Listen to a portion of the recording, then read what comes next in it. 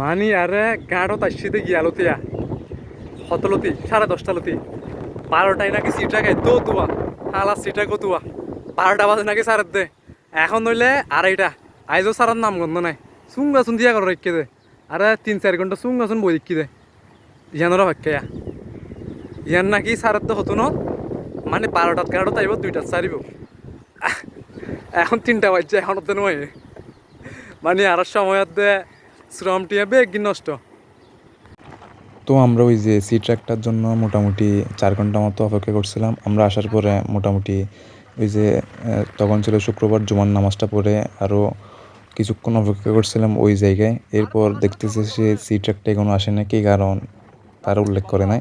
তো আমরা এখানে পাশে ওই যে একটা নৌবাহিনীর সাবমেরিন ঘাঁটি আছে, সেখানে গেলাম। আর সেখানে জায়গাগুলো খুব সুন্দর এবং খোলামেলা শান্ত। সেই জায়গায় আমরা ঘুরে আমাদের নতুন গন্তব্যের দিকে আমরা আবারও রওনা দিয়ে দিছি। তো আমরা সেখানে সাগরের পাড়ে কিছুক্ষণ বসছিলাম আর আশেপাশের জায়গাটা দেখতেছিলাম। সেই জায়গাটা অনেক শান্ত, পাশাপাশি হচ্ছে সাগরের উত্তাল ঢেউ, আর ওইদিকে হচ্ছে সাবমেরিন ঘাঁটি। ওইদিকে তো ঢুকার অনুমতি নেই, তাই আমরা ওইদিকে ঢুকতে পারলাম না। আর এখন আমরা আমাদের নতুন গন্তব্য হচ্ছে নাইক্ষ্যংছড়ির দিকে রওনা দিব। আর নাইক্ষ্যংছড়িতে হচ্ছে মূলত একটা চা বাগান আছে, সেটার নাম হচ্ছে আশারতলী চা বাগান। আমরা সেই চা বাগানের দিকে রওনা দিচ্ছি। সেটা আমাদের বাসা থেকে একদমই কাছে, বলতে গেলে আমাদের বাসা যেহেতু রামু, সেখান থেকে একদমই কাছে। কিন্তু আমরা এখন পেকুয়ার মগনামাতে, এখান থেকে আশারতলীর দিকে অনেক কিলোমিটার দূরে বলতে গেলে। এখান থেকে পেকুয়া থেকে মোটামুটি মনে হয় কত নাইক্ষ্যংছড়ি কত হবে, 70-80 কিলোমিটার মতো হবে। তাই আমরা যেহেতু এখান থেকে কুতুবদিয়া পারাবার হতে পারলাম না ওই যে সি ট্র্যাকটার জন্য, তাই আমরা এখন আমাদের নতুন গন্তব্য নাইক্ষ্যংছড়ির উদ্দেশ্যে রওনা দিয়ে দিছি। তো আমরা এখন নাইক্ষ্যংছড়ির আশারতলী চা বাগানের আশেপাশে চলে আসছি। আর আপনারা যদি ওই যে রামু থেকে ওই যে নাইক্ষ্যংছড়ি আসতে চান, তাহলে আশারতলীর চা বাগান মনে হয় রামু থেকে মোটামুটি 30 কিলোমিটার মতো হয়। আর আপনারা যদি আশারতলী চা বাগানে আসতে চান, তাহলে আপনাদের সর্বপ্রথমে চলে আসতে হবে নাইক্ষ্যংছড়ি মেন যে উপজেলা আছে সেখানে। সেখানে এসে আপনাদের আরও কিছুটা সামনে গর্জনিয়া রুট বলে সেখানে একটা 4 রাস্তার মোড় আছে। গর্জনিয়া 4 রাস্তার মোড়ে গিয়ে আপনাদের চলে যেতে হবে হাতের ডান পাশে। আর আপনারা যদি না চিনেন, তাহলে সেখান থেকে যে কারো থেকে জিজ্ঞেস করলে বলে দেবে হচ্ছে আশারতলী চা বাগান কোন দিকে, সেটা বললে যে কেউ হচ্ছে বলে দেবে। তখন সে ডান পাশ থেকে আপনারা কিছু দূর গিয়ে মোটামুটি 8 থেকে 9 কিলোমিটার গিয়ে আপনারা সে আশারতলী চা বাগান পেয়ে যাবেন। আর আপনারা যদি এই যে বর্ষাকালে আসেন, তাহলে অনেকটাই ভোগান্তির শিকার হতে হবে, কারণ সেই রাস্তা বলতে গেলে আপনারা এখন না সুন্দর দেখতেছেন, খুবই সুন্দর গোছালো ইটের রাস্তা আছে এখানে। আর কিছুটা হচ্ছে কি বলে পিচঢালা।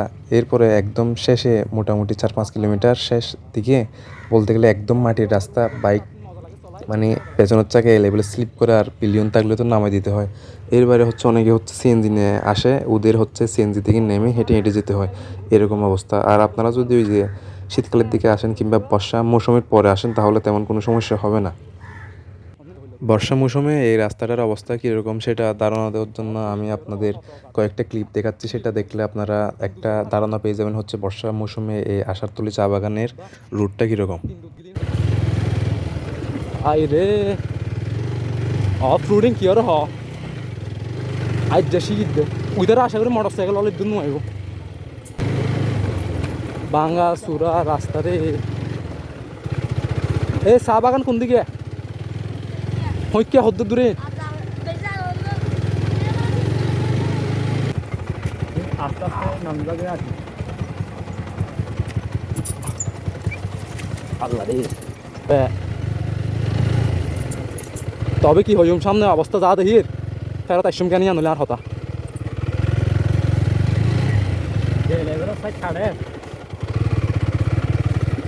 কিছু চাক্কে ঢুকি হয় এমদিন দিত ও বাজি ভিতরে দে আটকে যাবই দে হালকা পিছনে টান দেবে আটকে গিয়ে বাজি আর কিচ্ছে টান দি দুনিজন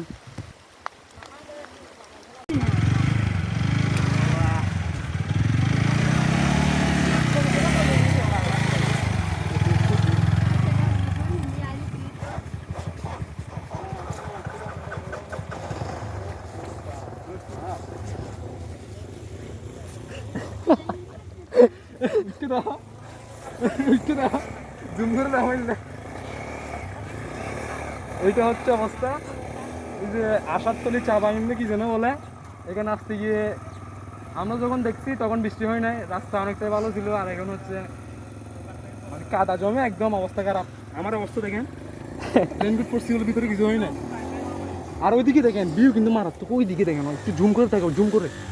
এখানে ভিতরে কিন্তু একদম, এখান থেকে মায়ানমার মনে হয় 7 থেকে 8 কিলোমিটার। এদিকে একটা সীমান্ত সড়ক আছে, বিস্তারিত আপনারা দেখাবো।